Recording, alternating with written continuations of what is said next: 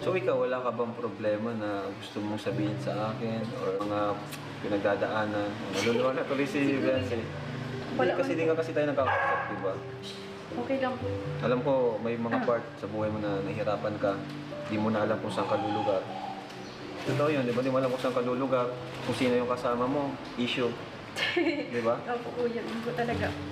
Kahit po, kahit nga po mga kaklase ko lang, ini-issue na po na yung, nag-may day po kasi ako dati na kasama po yung kaklase ko, ini-issue na po agad yung mga fans. Di ba? Yun na yung yung mga sobrang po baga po yan. Yung sobrang fanatic. Opo. Or di man kahit sabihin natin na close-minded ba? Yun nga yung sinasabi ko, kaya gusto rin kitang kumustahin kasi naunawaan ko yung pakiramdam ng ganun. Lahat na lang ay lahat ay issue, di ba? So, ayan, maging lang po tayo, mga kalingap. Boss-bossan po natin yung pagiging ganun. Kasi di naman po pwede na palagi lang sila ni Eds ang magkasama. Di ba? Una-una nag-aaral po siya, di mo sila magkaklase ni Edu. Di ba? And kahit nga po mag-asawa na kayo, di man kayo palagi magkasama, di ba? Hindi naman po requirement na palagi silang magkasama. At hindi po porke na di sila magkasama ay may problema na. Di ba? At ang masama dito kasi si Beyonce yung naapektuhang sobra kasi what if yung mga kaibigan niya iwasan na siya, di ba? Yung mga close niya, iwasan na siya. Iwasan na po din ako na. Kawawa si Beyonce. Siya yung iniiwasan kasi ayaw nilang naghihingi na din po akong pasensya din po sa mga kaibigan ko po na nababash din po dahil sa akin. Totoo. Nay, thank you, Nay.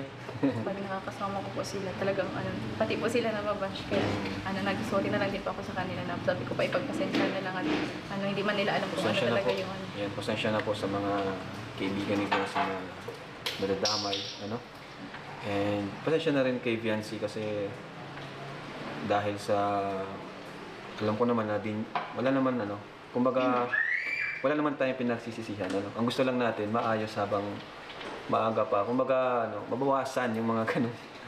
Ewan ko ba kung bakit may mga ganun. Minsan din kasi sa mga video, sa mga nakakalabas na video. Kaya pakiusap ko rin naman sa mga nagba-vlog, wag lang din basta-basta tutok ng camera. Wag basta-basta kung magla-live, wag basta-basta magsalita nang wala namang pruweba or kung negative yung sasabihin, better na tumahimik na lang, di ba? Kasi doon naman nagsisimula Kasi sa vlog ko wala Pag sa vlog ko lang kayo nanonood, wala namang problema. Kasi wala naman toxic sa pag-vlog natin, no?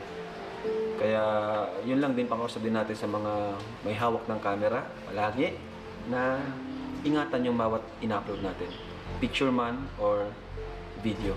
Tawag dyan, may gusto ko bang sabihin, Beyonce, about sa mga nadadamay? Una, sa mga nadadamay mong mga syempre po, maghingi po ako ng pasensya po sa kanila na kahit kung baga po ay nagsasama man lang po sila sa akin na nagki-care man lang po sila na pa po sila na imbis na mapapalitan po yun ng din po malasakit po, hindi pambabash na po. Parang pambabash pa po yung nila. Nababaliktad pa? Opo. Okay. Nababash pa po sila. Doon naman sa mga gumagawa ng mga issue, like konting galaw is issue or ano man yung gusto mong sabihin. Hanggat hindi nyo naman po alam yung totoo kung kunyari po sa video, kung hindi nyo naman po alam kung ano po yung totoong problema po, huwag nyo po sana kayo agad-agad manghusga po, magsalita po ng makakasakit po ng damdamin ng iba.